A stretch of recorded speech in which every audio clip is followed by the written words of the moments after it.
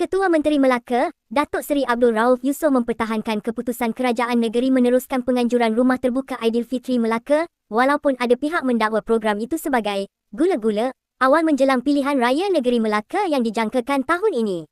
Beliau menegaskan, penganjuran majlis tersebut tidak bermaksud untuk membelakangkan saranan Perdana Menteri, Datuk Seri Anwar Ibrahim supaya mengamalkan langkah berjimat cermat susulan ketidaktentuan ekonomi global akibat konflik di Asia Barat.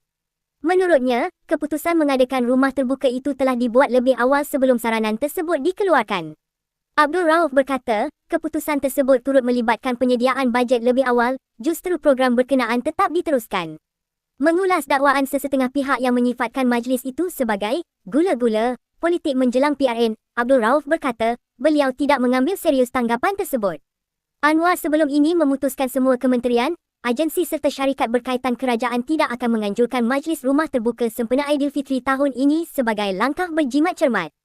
Keputusan itu dipersetujui jemaah menteri dan bertujuan memberi mesej jelas bahawa kerajaan komited mengambil pendekatan lebih sederhana serta berhemat dalam perbelanjaan.